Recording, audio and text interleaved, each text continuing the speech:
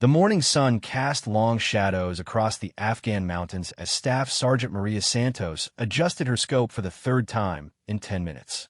Her hands, steady as granite despite the bitter cold, moved with practiced precision over the custom-built rifle that had become an extension of her will.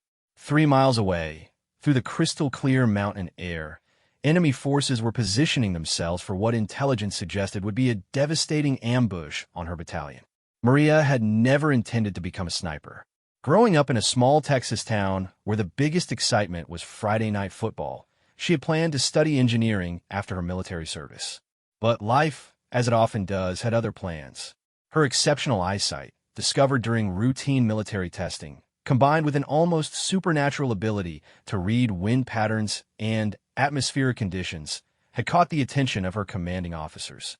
What started as curiosity had evolved into deadly expertise. The radio crackled softly in her ear. "Overwatch, this is command. Battalion is 15 minutes out from the valley entrance. Do you have eyes on the target area?" Maria pressed the transmit button twice, the agreed signal for affirmative.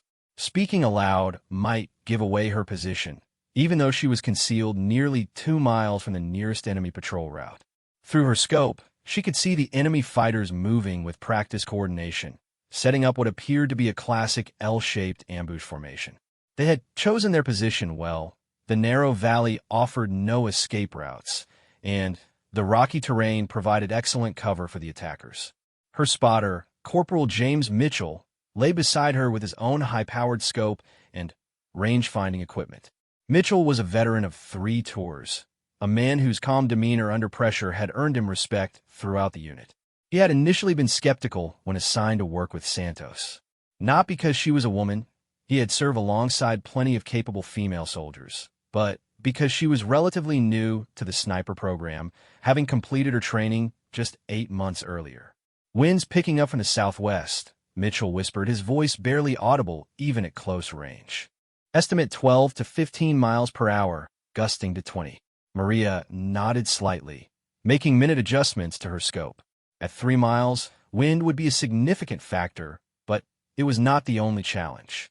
The altitude difference between her position and the target area was substantial, requiring careful calculation of bullet drop. The atmospheric pressure, temperature, and even the Earth's rotation would all play roles in determining whether her shot found its mark. Through her scope, she watched as more enemy fighters moved into position. Intelligence had estimated their numbers at roughly 40 combatants, but Maria was counting closer to 60. The battalion moving through the valley below consisted of 120 soldiers returning from a successful mission to eliminate a high-value target. They were exhausted, their guard potentially down as they approached what they believed to be friendly territory. The plan was simple in concept, but brutal in its implications. The enemy would allow the first third of the battalion to enter the valley, then unleash devastating crossfire from elevated positions on both sides of a narrow passage. The rocky walls would amplify the sound and confusion, making effective return fire nearly impossible. It was a strategy that had been used successfully against coalition forces before, always with devastating results. Maria's job was to identify and eliminate the enemy commander, a man intelligence had identified as Khalil Rahman, a former Afghan military officer who had defected to insurgent forces 2 years earlier. Rahman was known for his tactical brilliance and his ability to inspire fierce loyalty among his fighters. More importantly, he was the only person present with the authority to call off the attack once it began. The problem was that Rahman was positioned at the far end of the ambush site, nearly 3.5 miles from Maria's location. It was a distance that pushed the very limits of what was considered possible, even with the most advanced equipment and perfect conditions. Most military snipers considered anything beyond 2 miles to be extremely challenging. 3 miles was entering the realm of the nearly impossible. Maria had trained for shots at extreme distances, but she had never attempted anything quite this far under combat conditions. On the range, with controlled conditions and multiple attempts allowed, she had successfully engaged targets at distances up to 3,200 meters. But this was different. This was a single shot under field conditions, with the lives of her entire battalion hanging in the balance. Target identified. Mitchell whispered, his voice tight with concentration. Grid reference 774215. Range. He paused, double-checking his calculations. 5,630 meters. Elevation angle negative 12 degrees. Maria felt her heartbeat slow as she entered what her instructors had called the zone, a state of perfect calm where external distractions faded away and only the shot mattered. She could feel the rhythm of her pulse, timing her breathing to minimize any movement of the rifle. Through her scope, she could see Ramon clearly now, a tall figure in military-style clothing, gesturing to his subordinates as they made final preparations for the ambush. The radio crackled again. Overwatch, Battalion has reached checkpoint Charlie. They'll be in the valley in 8 minutes. Status report. Maria pressed the transmit button once, indicating she was prepared to engage. 8 minutes was more than enough time for a single shot, but she knew that once she fired, everything would change. Her muzzle flash would be visible from miles away, potentially revealing her position to any enemy forces in the area. More critically, the sound of her rifle would alert Ramon's forces that they had been spotted, possibly causing them to initiate their ambush prematurely. Mitchell was running final calculations on his range card, cross-referencing atmospheric data with the ballistic charts for Maria's specific rifle and ammunition. The rifle itself was a work of art, a custom-built .50 caliber platform that had been specifically modified for extreme long-range work. The scope was a marvel of modern optics, capable of resolving details at distances that would have been impossible just a few years earlier. Atmosphere pressure is dropping slightly, Mitchell reported. That'll affect bullet trajectory by maybe 6 inches at this range. Wind is holding steady at 15 miles per hour from 270 degrees. Temperature is -8 Celsius. Maria absorbed the information, her mind automatically calculating the necessary adjustments. At this distance, even tiny variations in environmental conditions could cause a miss by several feet. She adjusted her scope carefully, moving the crosshairs to compensate for wind drift and bullet drop. The mathematics involved were complex, but through months of intensive training, the calculations had become almost intuitive. Through the scope, she watched Ramon move closer to what appeared to be his command post, a position that offered him an excellent view of the entire ambush site, while remaining protected from return fire. He was consulting with 2 other men, likely his senior subordinates, pointing to various positions along the valley walls where his fighters were concealed. 5 minutes until Battalion enters the valley, the radio announced. Overwatch, confirm ready status. Maria took a deep breath, feeling the cold mountain air fill her lungs. The shot she was about to attempt was at the very edge of what physics and technology made possible. Even the most optimistic calculations suggested only a 50% chance of success under these conditions. But failure was not an option. If Ramon was not neutralized before the ambush began, her battalion would walk into a slaughter. She pressed the transmit button twice, confirming her readiness. Through her scope, she could see Ramon raise a radio to his lips, likely preparing to coordinate the timing of his attack with his subordinates positioned throughout the ambush site. This would be her best opportunity. Ramon would be stationary for at least a few seconds while he communicated with his forces. Mitchell checked his watch. 4 minutes, 30 seconds, he whispered. Battalion scouts will be visible from Ramon's position in 3 minutes. Maria settled deeper into her firing position, feeling the rifle become an extension of her body. She had been lying in this position for over 2 hours, and, despite the discomfort, she felt perfectly stable. Her breathing slowed to a rate of 6 breaths per minute, each exhalation timed to avoid any movement of the rifle barrel. The crosshairs settled on Ramon's chest, and Maria began the final phase of her shot preparation. She would fire at the natural pause between heartbeats, at the bottom of her respiratory cycle, when her body was at its most stable. The trigger pull would be smooth and straight back, with follow-through that would keep the rifle on target even after the bullet had left the barrel. 3 minutes, Mitchell reported softly. Wind is holding steady. All environmental factors remain constant. Through the scope, Maria watched Ramon lower his radio and turned slightly, presenting a cleaner shot angle. He was standing next to a large boulder that would serve as an excellent reference point for any necessary follow-up shots. Not that there would be time for a second attempt. Once she fired, Ramon's forces would either scatter or immediately initiate their ambush. The radio crackled one final time. Overwatch. Battalion lead elements are now visible from the target area. You're clear to engage. Maria's finger moved to the trigger, feeling the familiar resistance of the precisely adjusted mechanism. At this distance, the bullet would take nearly 6 seconds to reach its target, time enough for Ramon to move if he chose to. She would have to predict not just where he was, but where he would be when the bullet arrived.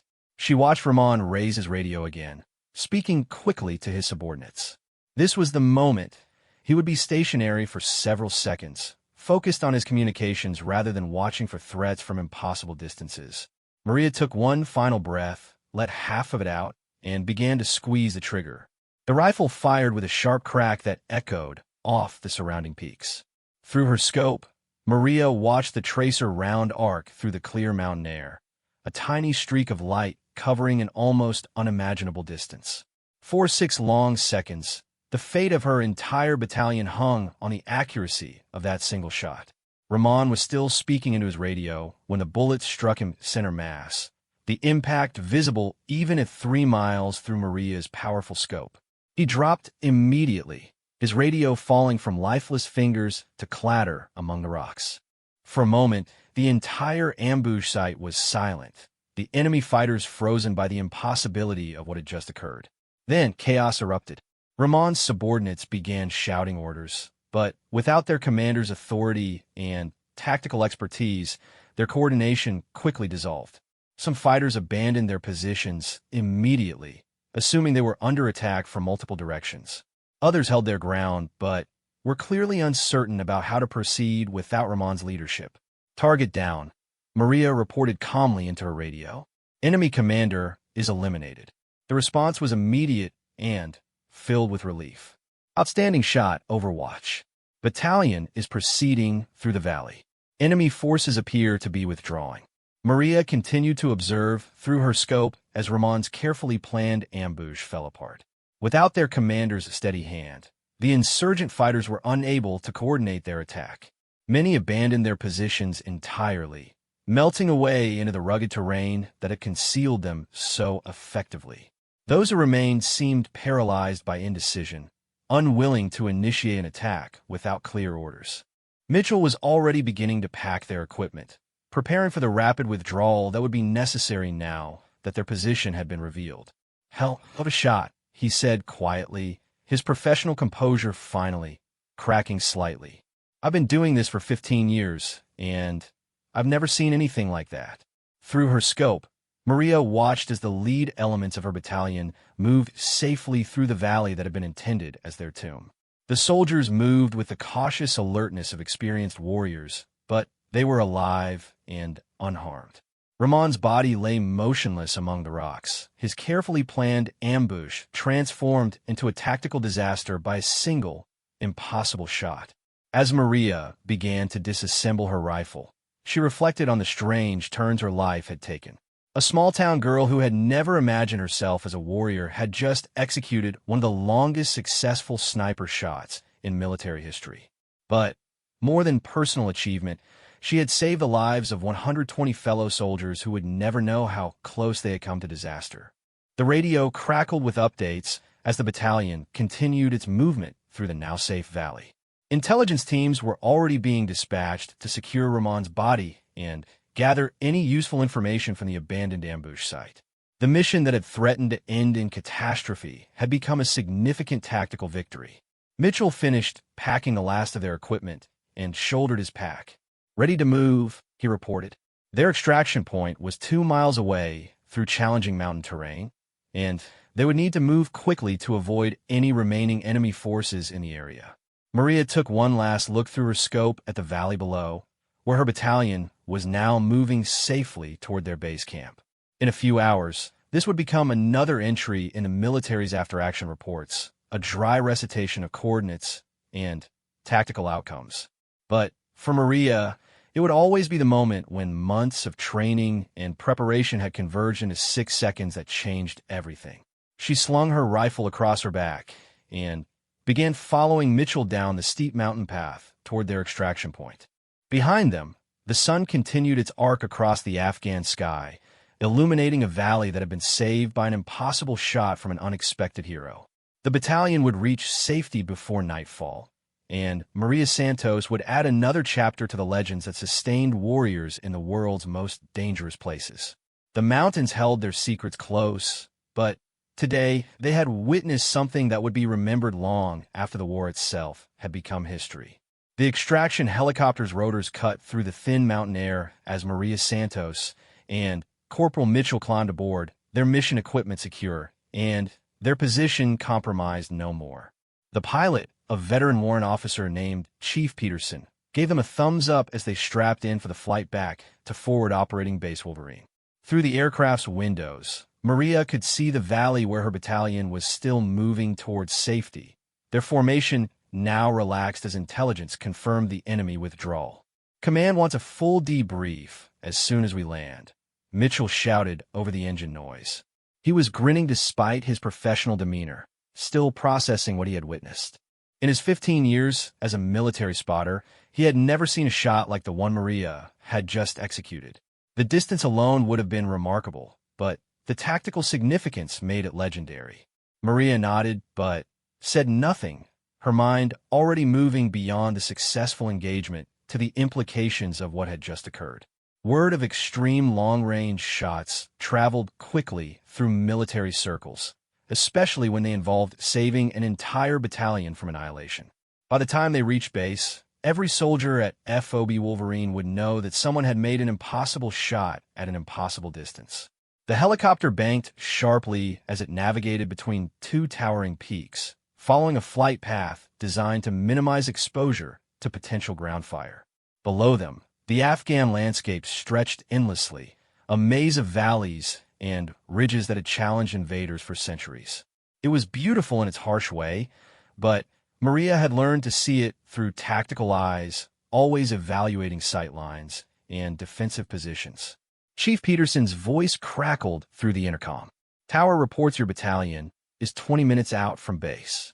Clean extraction, no casualties reported. Whatever you two did up there, it worked." The relief in his voice was unmistakable.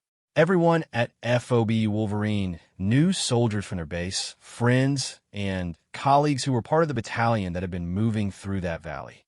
The difference between a successful mission and a catastrophic ambush often came down to split-second decisions and extraordinary individual actions. As the helicopter continued its flight toward the base, Maria reflected on the sequence of events that had led to this moment. 3 days earlier, intelligence had intercepted communications suggesting that Khalil Rahman was planning a major operation against coalition forces. Rahman had been a priority target for months, not just because of his tactical skills, but because of his ability to coordinate multiple insurgent groups into effective fighting forces. The initial plan had been to insert a special operations team to eliminate Rahman at a suspected hideout, but reconnaissance had revealed that he was no longer at that location. Instead, intelligence indicated he was personally overseeing the preparation of an ambush site, something he rarely did unless the target was particularly significant. The realization that Rahman was preparing to attack the returning battalion had triggered a rapid mission change.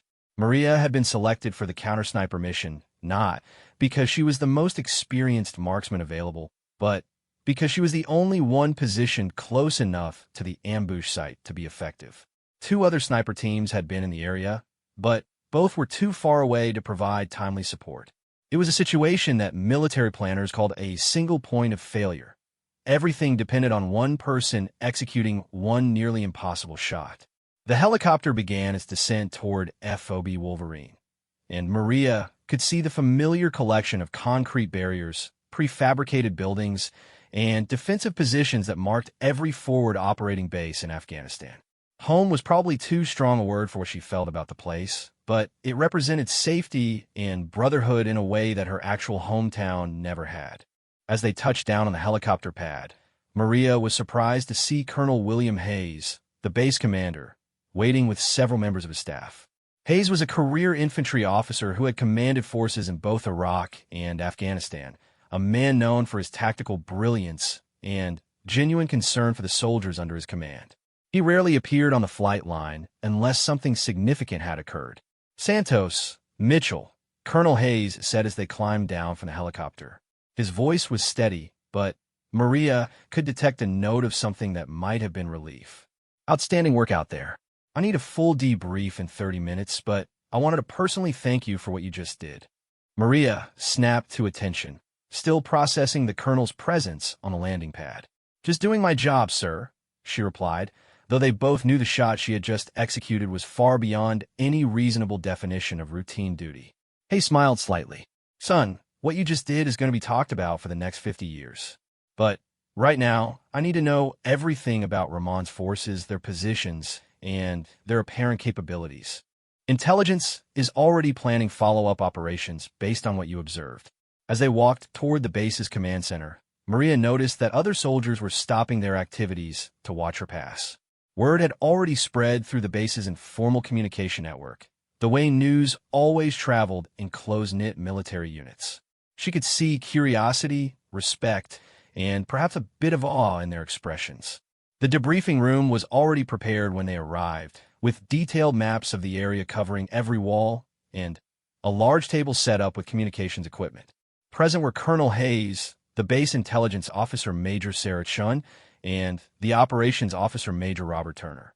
Also present, somewhat to Maria's surprise, was Captain Lisa Rodriguez, the base's senior psychologist, whose presence suggested that someone wanted to ensure Maria was handling the psychological aspects of what she had just experienced.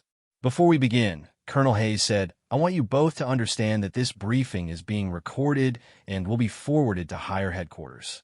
The shot you just executed, Santos, is being evaluated for several commendations, possibly including the Silver Star. But, more importantly, the intelligence you gathered may be crucial for ongoing operations in this sector." Major Chen opened a laptop and projected a satellite image of the ambush site onto the wall. "Start from the beginning," she said. "Tell us everything you observed about enemy positions, numbers, and apparent tactical plans." For the next 2 hours, Maria and Mitchell provided a detailed account of everything they had witnessed. They described the enemy positions, estimated troop strength, observed equipment, and Ramon's apparent role in coordinating the ambush. Maria's descriptions were precise and professional, the product of months of training in battlefield observation and intelligence gathering. "The enemy force was definitely larger than intelligence estimates," Maria reported. "I counted at least 60 fighters, possibly more, in concealed positions. They had coordinated positions on both sides of the valley, with interlocking fields of fire that would have made escape impossible for our battalion." Major Chun made notes as she spoke, occasionally asking for clarification on specific details. The intelligence officer was clearly piecing together a broader picture of enemy capabilities in the region, using Maria's observations to update their understanding of insurgent tactics and strength. "Ramon's death will create a significant leadership vacuum," Major Turner observed. "He was the primary coordinator for insurgent activities in this entire sector. Without his tactical expertise and authority, we may see their operational capabilities degrade significantly." The debriefing continued with detailed discussions of environmental conditions, equipment performance, and tactical lessons learned. Maria found herself explaining the precise calculations involved in making a shot at such an extreme distance, information that would be valuable for future training and equipment development. Captain Rodriguez remained largely silent during the tactical discussions, but Maria could feel her observational skills being applied. The psychologist was evaluating Maria's responses, looking for any signs of post-traumatic stress or other psychological impacts from the engagement. Taking a human life, even an enemy combatant, could have significant psychological effects that might not manifest immediately. "How are you feeling about the engagement?" Captain Rodriguez finally asked. "This was your first elimination of an enemy combatant, correct?" Maria considered the question carefully. She had trained extensively for combat situations, including the psychological preparation for taking human life when necessary. But training and reality were different things, and she wanted to be honest about her emotional state. "I feel satisfied, I suppose," she replied slowly. Rahman was directly responsible for the deaths of coalition forces and Afghan civilians. Eliminating him prevented the massacre of my entire battalion. I don't feel guilt about the decision or the action. Captain Rodriguez nodded approvingly. That's a healthy response. But I want you to know that my door is always open if you find yourself processing this differently in the coming days or weeks. Sometimes the psychological impact of combat actions can be delayed. Colonel Hayes checked his watch and began gathering his notes. I think we have what we need for now. Santos, you're being recommended for immediate promotion to Sergeant First Class, and as I mentioned, we're putting you in for the Silver Star. Your actions today represent the finest traditions of the United States Army. As the meeting broke up, Major Chin approached Maria privately. I want you to know that your intelligence reports are already being used to plan follow-up operations. We've identified several enemy positions that were unknown before your observations, and we're planning raids to capture Rahman's subordinates before they can reorganize.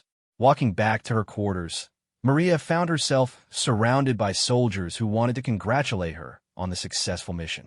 The story had grown in the telling, as military stories always did, but the core facts remained impressive enough without embellishment. A single shot at 3 miles had prevented a massacre and eliminated a high-value target. Her roommate, Specialist Jennifer Walsh, was waiting with coffee and a knowing smile. Walsh was a communications specialist who had served 2 previous tours and understood the way extraordinary events rippled through military communities. So, Walsh said with mock casualness, I hear you've had an interesting morning. Maria sat heavily on her bunk, finally allowing herself to feel the exhaustion that she had been holding at bay through adrenaline and professional focus. The shot itself had taken only seconds, but the preparation, execution, and aftermath had consumed her entire day. More than that, she was beginning to understand that this single engagement would likely define her military career. 3 miles, Walsh continued, shaking her head in amazement. I've talked to guys who've been doing this for 20 years, and they say that's just not supposed to be possible. You're going to be famous, you know that. Maria wasn't sure how she felt about fame. She had joined the military to serve her country and to gain skills that would help her in civilian life. She had never sought recognition or glory, preferring to focus on competence and reliability. But she was beginning to understand that some actions transcended personal preferences. The important thing is that everyone made it home, she said finally. The battalion is safe, Rahman is eliminated, and his organization is disrupted. Everything else is just paperwork. But even as she said it, Maria knew that wasn't entirely true. The shot she had made would be studied in military schools, analyzed by equipment manufacturers, and remembered in regimental histories. More immediately, it had established her reputation as someone capable of extraordinary performance under extreme pressure. Walsh handed her a message form that had been left on her bunk. This came down from personnel while you were in the debrief. Orders for temporary duty at Fort Bragg. Looks like someone wants to talk to you about your training methods. Maria scanned the message, noting that she was being assigned to the Army Marksmanship Unit for a 2-week evaluation period. The AMU was responsible for developing advanced shooting techniques and training methods, and their interest suggested that her success wasn't being viewed as a lucky accident. 2 weeks at Bragg, she mused. I wonder what they want to learn. Everything, I would imagine, Walsh replied. That shot you made is going to change how people think about what's possible. They want to know how you trained, what equipment you used, what your mental preparation was like. You've just pushed the boundaries of an entire profession. As evening fell over FOB Wolverine, Maria began writing her personal account of the day's events. Military protocol required detailed after-action reports, but she also wanted to record her own thoughts and feelings while they were still fresh. Years from now, she suspected she would want to remember not just the technical details of the shot, but how it had felt to carry the lives of 120 soldiers in a single moment of perfect calm. Outside her window, the Afghan mountains were silhouetted against a star-filled sky, beautiful and dangerous in equal measure. Somewhere in those mountains, Rahman's subordinates were dealing with the sudden loss of their leader, trying to reorganize their forces and adapt to a new tactical reality. The war would continue, but today had been a victory measured not just in tactical success, but in lives preserved. Maria finished her report and sealed it in an envelope marked for her personal files. Tomorrow would bring new missions and new challenges, but tonight she would rest in the knowledge that she had performed when it mattered most.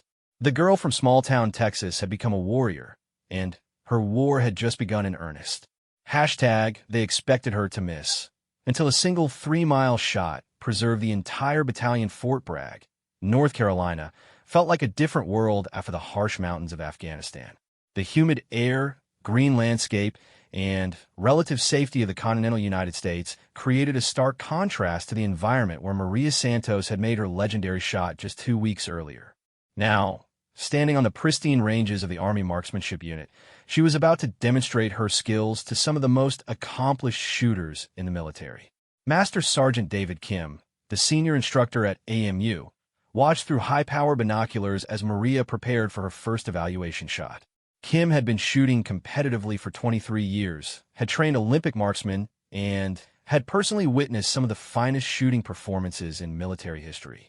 Yet he found himself genuinely curious about this young sergeant who had allegedly made an impossible shot under combat conditions. The target is positioned at 2,800 meters, Kim announced to the small group of observers gathered at the firing line. Environmental conditions are ideal: minimal wind, stable temperature, and perfect visibility.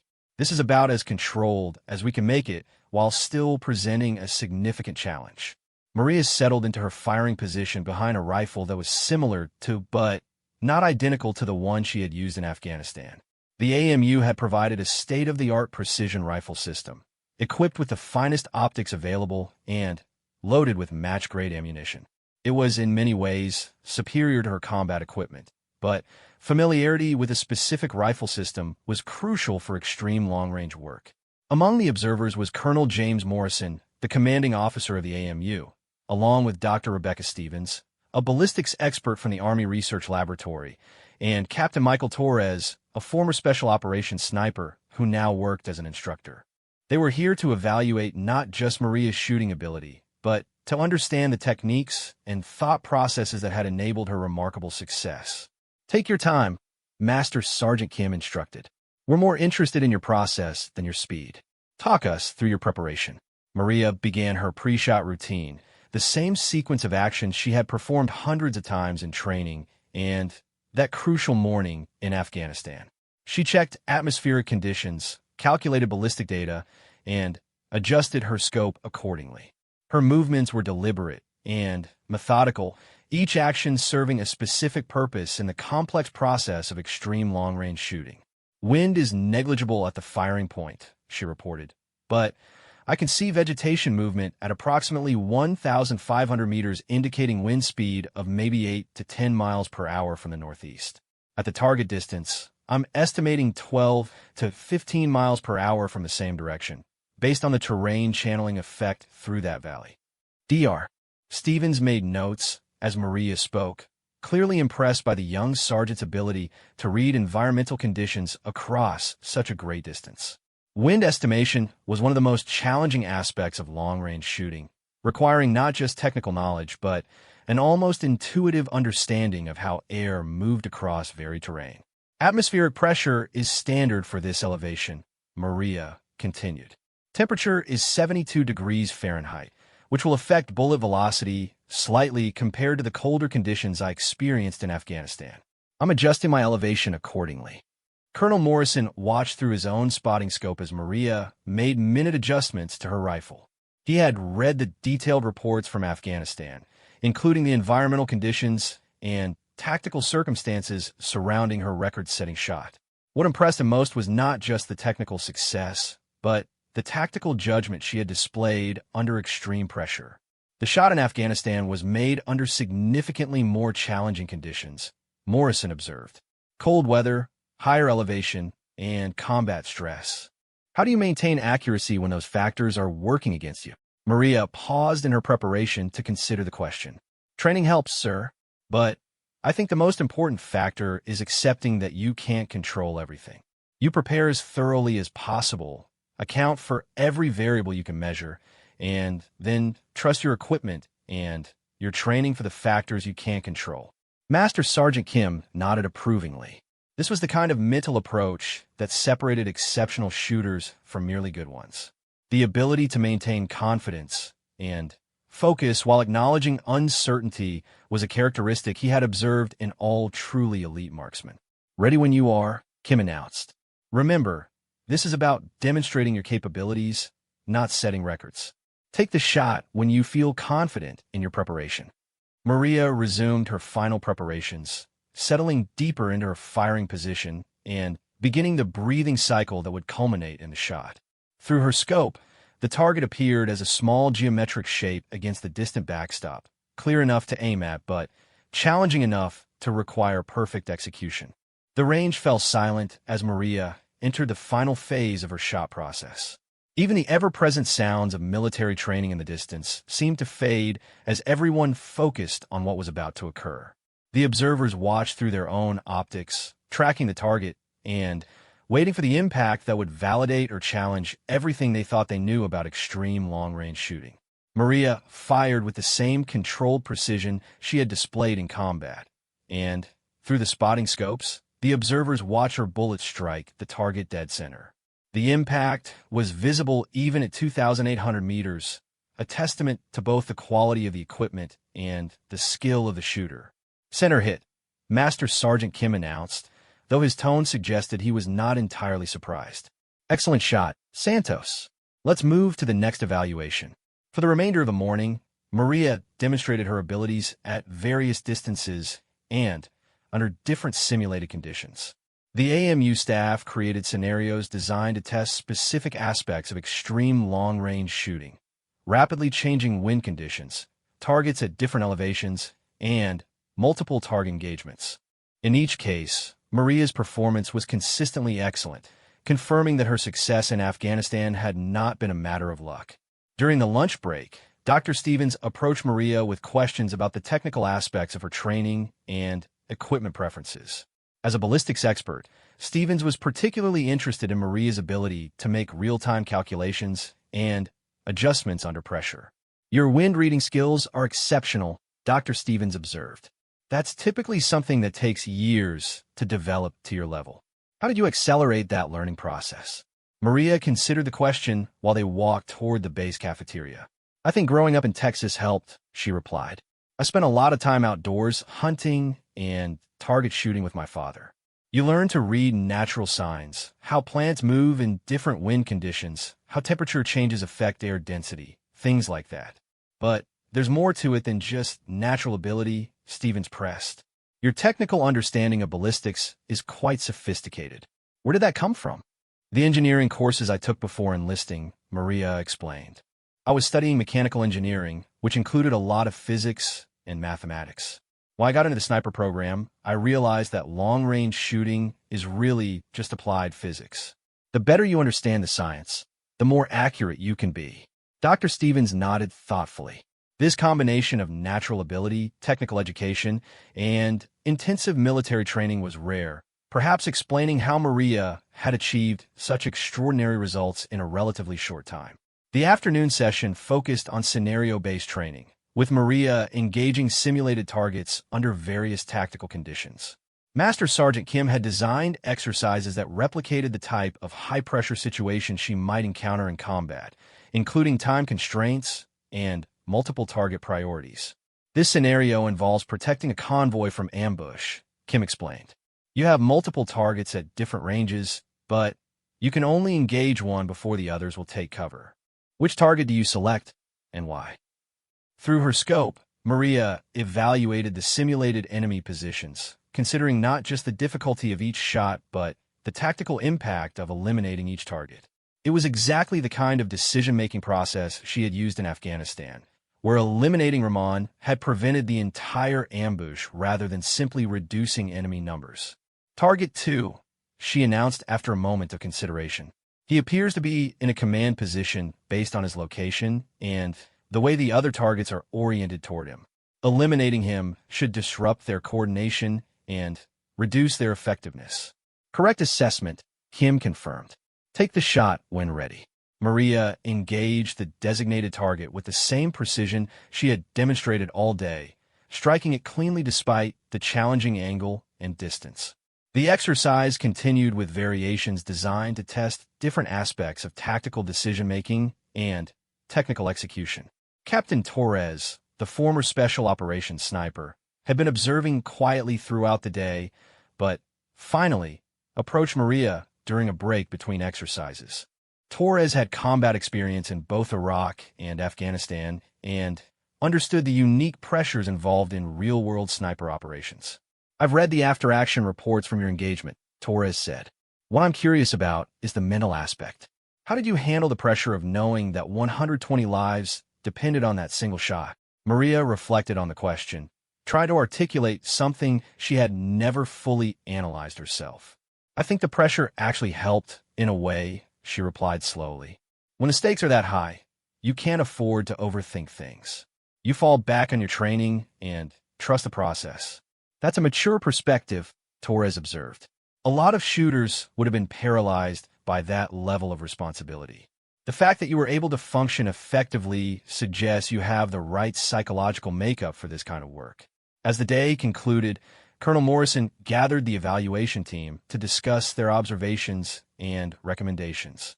Maria waited in an adjacent office while the senior personnel deliberated on her performance and potential future assignments. "Her technical skills are obviously exceptional," Dr. Stevens reported. "But more than that, her understanding of the underlying science is sophisticated enough to allow for real-time problem-solving under pressure. That's a rare combination." Master Sergeant Kim agreed. "She has the potential to be one of the finest long-range specialists the Army has ever produced. The question is how we best utilize and develop those abilities." Colonel Morrison reviewed his notes from the day's observations. "I'm recommending her for advanced instructor training," he announced. "We need someone who can teach these techniques to the next generation of military snipers. But I also want her to remain operationally available for high-priority missions." The discussion continued for another hour, covering various aspects of Maria's potential career development and the implications of her unique skills for military doctrine and training. Her success in Afghanistan had demonstrated capabilities that military planners were still trying to fully understand and integrate into operational concepts. When Maria was called back into the conference room, Colonel Morrison outlined their conclusions and recommendations. "Sergeant Santos, your performance today has confirmed what we suspected based on the reports from Afghanistan. You possess exceptional abilities that the Army needs to develop and preserve." He handed her a folder containing preliminary assignment orders. "You're being assigned to a joint program between the AMU and Special Operations Command. You'll spend 6 months here learning advanced instruction techniques, then rotate to various units to provide specialized training.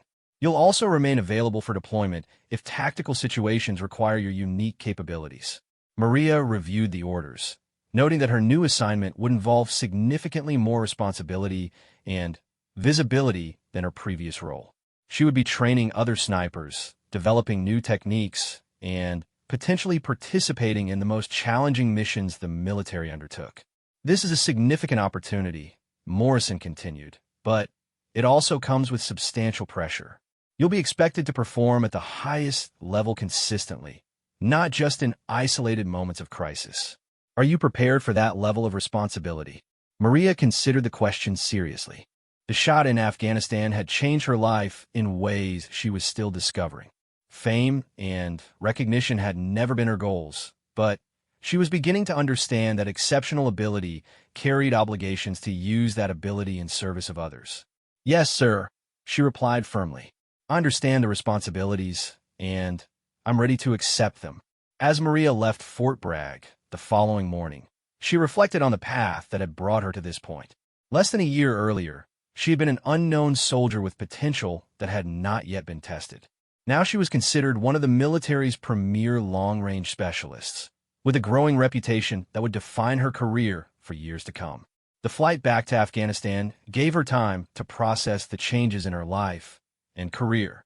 She would return to combat with new responsibilities and higher expectations, but also with the confidence that came from knowing she could perform under the most extreme pressure. The mountains of Afghanistan awaited, along with new challenges that would test everything she had learned about warfare, leadership, and herself. 6 months after her evaluation at Fort Bragg, Sergeant First Class Maria Santos found herself in a role she had never anticipated. Standing before a classroom of 20 experienced military snipers from various special operations units, she was about to conduct her first formal instruction session on extreme long-range shooting techniques. The students included seasoned veterans with multiple combat tours, men and women who had initially been skeptical about learning from someone younger and less experienced than themselves. The transformation in her military career had been remarkable and rapid. Following her success at the Army Marksmanship Unit, Maria had been assigned to develop a new curriculum for extreme long-range engagement, something the military had never systematically taught before her record-setting shot in Afghanistan. The techniques she had used were being studied, refined, and prepared for dissemination throughout the special operations community. Extreme long-range shooting is not just an extension of conventional sniper techniques, Maria began, standing next to a whiteboard covered with ballistic charts and environmental calculations. Beyond 2,000 meters, you're dealing with factors that don't significantly affect shorter shots. The Earth's rotation becomes relevant. Air density variations at different altitudes can deflect your bullet by several feet. Even the temperature difference between your barrel and the ammunition can affect accuracy. Master Chief Petty Officer Robert Sullivan, a Navy SEAL with 18 years of combat experience, raised his hand. Sullivan had been initially resistant to the idea of learning from someone he privately considered a one-hit wonder, but Maria's reputation had grown considerably since Afghanistan, and his commanding officer had made attendance at her course mandatory. Sergeant Santos, Sullivan said, "I've been shooting for more years than you've been in the military. What you're describing sounds more like theoretical physics than practical marksmanship. In combat, you don't have time for complex calculations." Maria had encountered this attitude before, particularly from experienced operators who had developed their own methods over years of successful combat operations. She understood the skepticism and had learned to address it directly rather than defensively. "You're absolutely right, Master Chief," she replied. "In combat, you often don't have time for detailed calculations. That's exactly why you need to understand these principles so thoroughly that the adjustments become intuitive. The goal isn't to turn every shot into a math problem, but to internalize the science well enough that you can make accurate adjustments quickly." She walked to the range data board and pointed to a series of targets at various distances. "This afternoon, we're going to practice reading environmental conditions at extended ranges, not calculating them with instruments, but developing the ability to estimate them accurately through observation. It's a skill that can be learned, but it requires understanding the underlying principles." Staff Sergeant Jennifer Hayes, an Army Special Forces sniper, had been following the discussion with interest. Hayes had requested assignment to Maria's course specifically because she wanted to push her own capabilities beyond conventional limits. She had heard detailed accounts of the Afghanistan engagement from multiple sources and was convinced there were techniques to be learned. "What was different about the Afghanistan shot?" Hayes asked. "I've read the reports, but I'd like to hear your perspective on what made it possible." Maria had been asked this question countless times over the past months, by everyone from junior soldiers to general officers. She had learned to give an answer that was both technically accurate and instructive for other shooters. "3 things made that shot possible," she replied. "First, I had exceptional environmental conditions, cold, stable air with predictable wind patterns. Second, I had a spotter who was extremely skilled at reading conditions and calculating ballistic data. And third, I was able to maintain perfect mental focus despite enormous pressure." She paused, making eye contact with several students. "But the most important factor was probably luck. At that distance, with all variables accounted for, I estimate the probability of success was maybe 60%. The fact that it worked doesn't make it a technique you can rely on consistently." This honesty about the limitations of extreme long-range shooting was something that impressed the experienced students. Rather than claiming infallible abilities, Maria acknowledged the role of chance, while teaching principles that could improve the odds of success. The afternoon practical session took place on a range specifically designed for extended distance shooting, with targets placed at 1,500, 2,000, 2,500, and 3,000 meters. Each student would attempt engagements at progressively longer distances, with Maria and her assistant instructors providing guidance on technique and environmental reading. Corporal Mitchell, who had been Maria's spotter in Afghanistan, was now permanently assigned as her assistant instructor. The partnership that had proven so effective in combat had been formalized into a teaching team, with Mitchell focusing on the technical aspects of spotting and ballistic calculation while Maria concentrated on shooting techniques and tactical applications. Remember, Mitchell addressed the class. At these distances, the spotter's role becomes even more critical than in conventional sniper operations.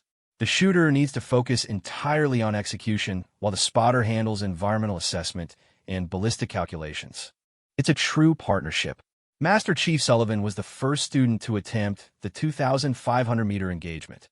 Despite his initial skepticism, he had been paying careful attention during the classroom instruction and had demonstrated excellent technical skills during the shorter-range practice sessions. Through the spotting scopes, the instructors watched as his bullet impacted approximately 2 feet to the right of the target center. Wind call was accurate, Mitchell observed, but you didn't account for the altitude difference between your position and the target. At this angle, bullet drop is increased by about 15% compared to a flat trajectory. Sullivan made the necessary adjustments and fired again, this time achieving a clean hit. The satisfaction on his face was evident as he realized that the techniques being taught were genuinely expanding his capabilities beyond what he had previously thought possible. Staff Sergeant Hayes proved to be an exceptional student, quickly grasping both the technical principles and the practical applications of extreme long-range shooting. Her second attempt at the 3,000-meter target was a near miss that would have been effective in a combat situation, and her third attempt was a direct hit that drew applause from the other students. "Outstanding shooting," Maria commented as Hayes completed her string of fire. "Your wind reading was particularly impressive. How did you estimate the conditions at the target distance?" "I watched the mirage patterns at different ranges," Hayes replied. The way the heat shimmer moved suggested that wind speed was increasing with distance, and the angle of the mirage indicated the direction was shifting slightly compared to conditions here at the firing line. This was exactly the kind of observational skill that Maria was trying to teach, the ability to read environmental conditions across great distances using subtle visual cues rather than relying entirely on mechanical instruments. It was a capability that could make the difference between success and failure in combat situations where technological solutions were not available. As the course progressed over the following weeks, Maria found herself developing not just as an instructor, but as a tactician and leader. Teaching experienced operators required her to think deeply about the principles behind her techniques and to articulate concepts she had previously applied intuitively. The process was making her a better shooter and a more complete soldier. The reputation of her course was spreading throughout the special operations community, and Maria was receiving requests for specialized training from units around the world. The techniques she was teaching were being integrated into pre-deployment training for high-risk missions, and several successful combat applications had already validated the effectiveness of her methods. One evening, as she was reviewing lesson plans for the following day, Maria received a secure phone call from Colonel Morrison at the Army Marksmanship Unit. The conversation was brief, but significant.